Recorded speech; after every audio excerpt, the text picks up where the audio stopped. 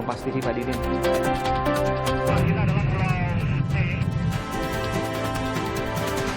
Minum air putih cukup.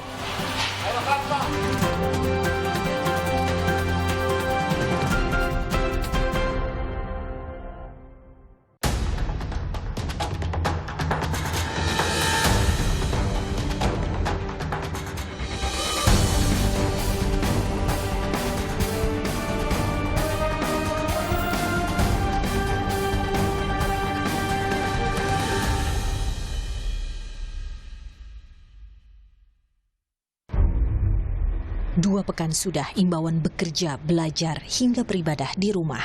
Adakah ancaman virus corona berakhir? Ternyata belum. Angka penularan justru naik. Tidak hanya di Indonesia, tapi juga di dunia. Pekan ini bahkan jumlah penderita di Amerika Serikat melampaui jumlah penderita di Tiongkok, negara yang pertama kali mengumumkan adanya wabah virus corona. Begitu pula Italia, terus menunjukkan kenaikan jumlah penderita. Barulah posisi ketiga saat ini ditempati oleh daratan Tiongkok. Pemerintah kini mempertimbangkan kebijakan yang lebih ketat ketimbang sekedar mengampanyekan physical distancing atau jaga jarak aman minimal 1 meter. Membiasakan pola hidup bersih dan sehat jadi perhatian. Imbauan stay at home atau tetap berada di rumah, tidak boleh kemana-mana digalakan. Akibatnya, ibu kota dan sejumlah daerah lain lengang. Pusat ekonomi negara stagnan. Pekerjaan terhenti. Sebagai efeknya, kaum urban memutuskan untuk pulang mudik segera. Muncul masalah baru. Kekhawatiran penyebaran virus makin meluas. Waspada akan datangnya gelombang kedua penularan virus corona di bagian lain Indonesia. Ini kalau kita lihat sudah mulai urbanisasi atau mulai mudik menuju tempat asal atau menuju ke daerah Kota Tegal dan sekitarnya. Ini akan berpengaruh buruk, ya, berpengaruh buruk untuk kondisi masyarakat Kota Tegal dan sekitarnya. Makanya ini Kota Tegal sekarang menggunakan sistem lokal lockdown. Ini seluruhnya. Ini nanti di dalam kota ini ada 49 atau 50 titik ini akan ditutup. Yang bisa lewat hanya jalur provinsi dan jalur nasional. Jika panjenengan sayang sama keluarga di kampung, jika panjenengan semua pingin keluarga tetap sehat dan selamat, urungkan niat untuk pulang kampung. Tidak usah pulang kampung. Jika panjenengan nekat pulang, saya tegaskan, sama saja Anda membahayakan anak, istri, atau suami, serta mengancam seluruh hidup orang yang kami sayangi, yang kita sayangi, termasuk orang tua panjenengan yang sudah sepuh. Tidak ada kegiatan, seolah membuat banyak orang tidak punya pilihan, meski ada bahaya nyata di depan. Alhasil, warga tak patuh, terutama di Jakarta dan sekitarnya, daerah asal mudik ke sejumlah daerah di Jawa Tengah dan Jawa Timur.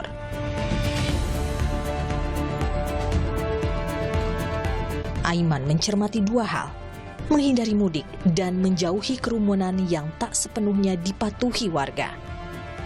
Bagaimana jalan keluarnya?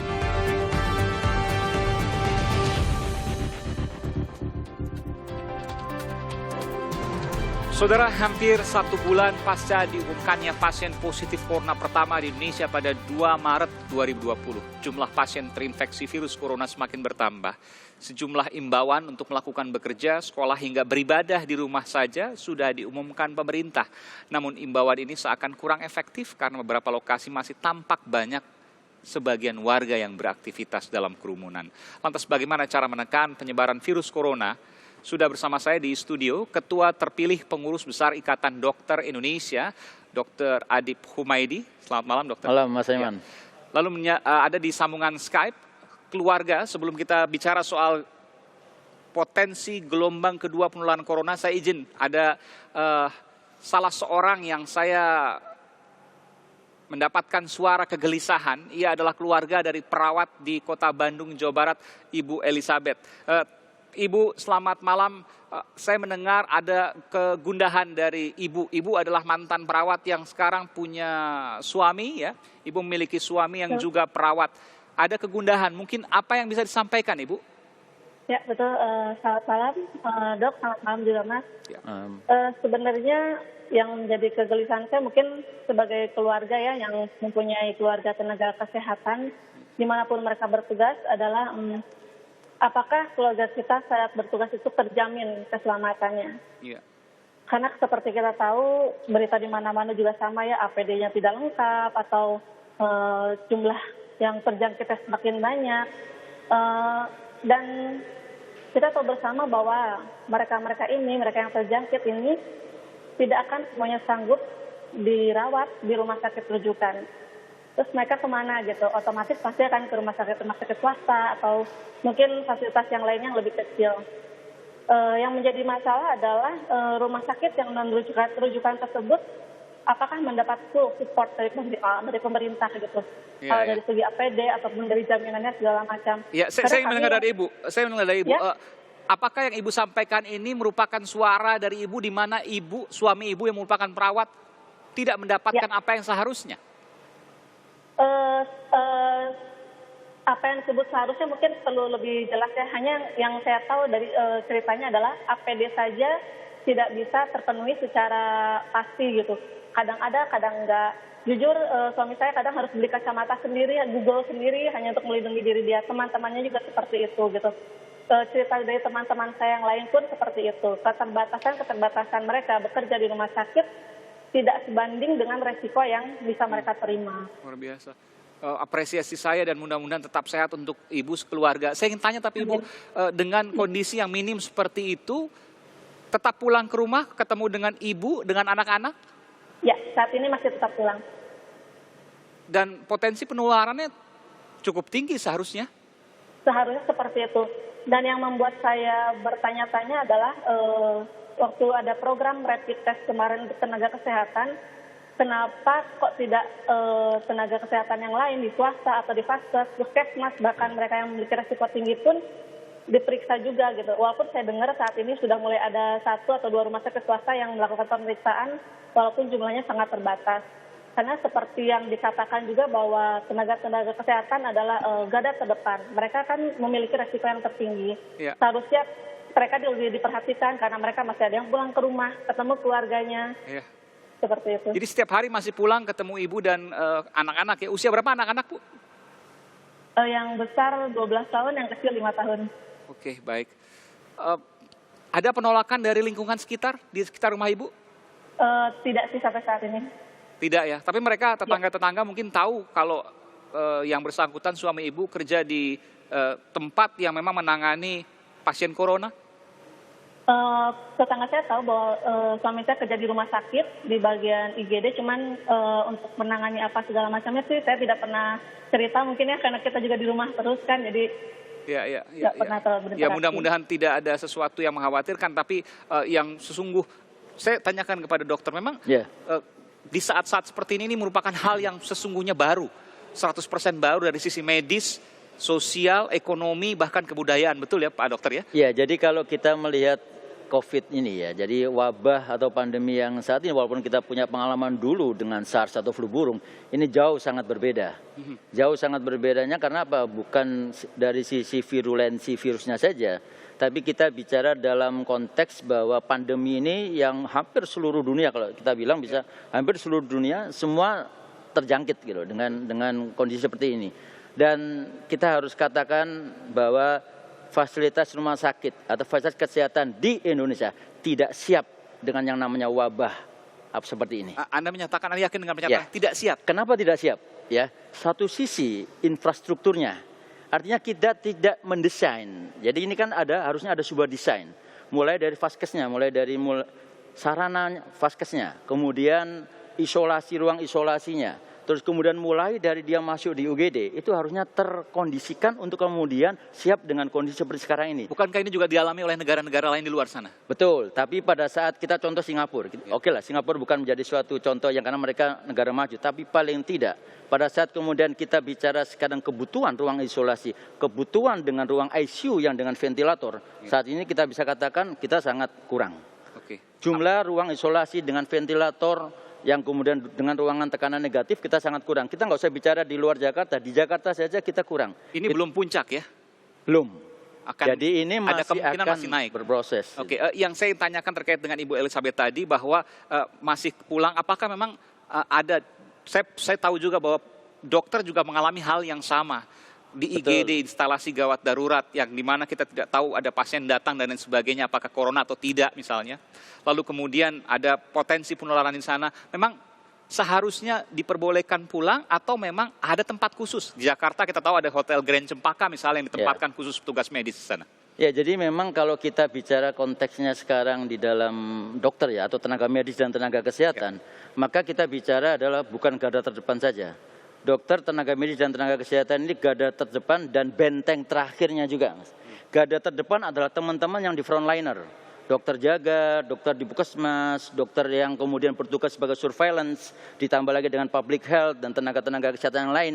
Benteng terakhirnya adalah pada saat kita di rumah sakit rujukan, di rumah sakit yang menangani COVID-nya. Nah, dua hal ini yang kemudian potensi yang pada saat kemudian kita bicara saat ini, ada satu yang kemudian menjadi kekurangan yang ini nanti kita harus perbaiki adalah bagaimana kita mengatur pola jaga, mengatur pola rujukan sehingga tidak semua fasilitas kesehatan itu semuanya terpapar dengan pasien yang dengan kemungkinan COVID. Data terakhir dari IDI, Anda pengurus besar IDI, ketua terpilih ya. Ada berapa dokter dan juga perawat yang sudah terinfeksi corona?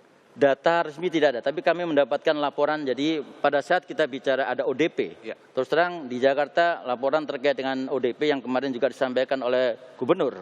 Itu salah di antara 50 itu banyak juga teman-teman saya dokter. Ada satu tim dokter di salah satu rumah sakit pemerintah, akhirnya dia di-grounded, diistirahatkan untuk diisolasikan. Ada yang udah PDP, tapi yang kemudian mohon maaf kalau terkonfirmasi positif, ini yang kadang-kadang kita sering tidak mendapatkan data bahwa apakah dia memang benar-benar positif atau tidak. Tapi yang kemudian jadi PDP sudah ada. Informasi ada 81, nanti kita cek lagi terkait dengan apa yang kemudian terjadi, ada penularan terhadap petugas kesehatan, apakah itu dokter maupun juga perawat di sana. Terakhir Bu Elizabeth, apa yang Ibu lakukan untuk menghalau penularan virus corona? Karena Ibu memiliki suami perawat yang bekerja di IGD yang punya potensi yang cukup untuk melakukan penularan terutama di keluarga. Ada anak usia 12 tahun, usia 5 tahun termasuk juga ibu. Ya, dengan kesadaran penuh suami saya kalau pulang beliau langsung mengganti bajunya, merendam dengan cairan khusus disinfektan, langsung mandi. Walaupun sudah seperti itu tapi kami tetap menjaga jarak. Saya dan anak tidur bersama-sama tapi dia enggak gitu. Jadi yang saya rasakan adalah interaksi kami sebagai satu keluarga walaupun kita tinggal dalam satu rumah tuh berjauhan gitu.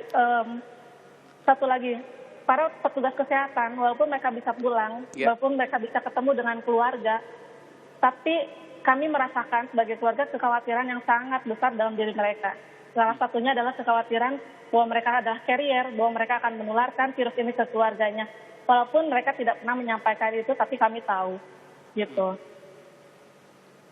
Dari jam pekerjaan, apakah seperti sebelumnya, sebelum terjadi wabah corona, atau sekarang ada yang berbeda, jauh lebih padat? Kalau jam kerja sih mungkin tidak berbeda jauh ya, hanya mungkin pergi lebih cepat karena memang harus persiapan dengan pakaian dan lain-lain. Pulangnya tidak terlalu signifikan, hanya memang kadang lebih lama. Iya. Sampaikan salam kami kepada suami Ibu yang bertugas di salah satu fasilitas kalau kesehatan. boleh satu pertanyaan, silakan, boleh saya sampaikan, Mas? Untuk mereka-mereka, pasien PDP maupun karyawan yang harus dirawat di rumah sakit swasta, apakah ditanggung oleh pemerintah atau BPJS? Oke. Kalau seandainya... bukan di rumah sakit rujukan gitu. Oke, jadi diulang lagi Bu, kalau seandainya terinfeksi pasien virus corona... Betul. Dari dalam petugas kondisi kesehatan? Rumah sakit rujukan penuh. Dan pasien ini orang tersebut punya gejala yang terindikasi terinfeksi dan harus dirawat di rumah sakit swasta atau non rujukan, apakah BPJS atau pemerintah menanggung atau tidak? Itu aja sih yang Baik, nanti pertanyaan ini Ibu akan kami simpan karena tidak ada yang bisa menjawab itu. Karena apa yang kemudian disampaikan Ibu adalah suara kegelisahan, kegundahan dari keluarga tenaga kesehatan yang sampai saat ini bertugas dan kembali pulang ke rumah, dan tentu ada kekhawatiran akan penularan. Mudah-mudahan tidak ada apa-apa, Bu. Mudah-mudahan sehat semua. Sampaikan salam kami semua, termasuk jadi Ketua terpilih PB Ikatan Dokter Indonesia, pengurus besar Ikatan Dokter Indonesia, kepada suami Ibu dan juga rekan-rekan di fasilitas kesehatan di Bandung, Jawa Barat sana. Terima kasih Ibu Elizabeth telah menyampaikan informasinya. Saudara, kita akan segera kembali saat lagi dengan informasi. Kami mendapatkan, saudara, ada sejumlah titik, ada sejumlah tempat di mana kerumunan masih terjadi dan belum ada kesadaran di mana kerumunan itu tetap ada dan berpotensi untuk penularan virus corona. Kami akan segera kembali saat lagi, saudara.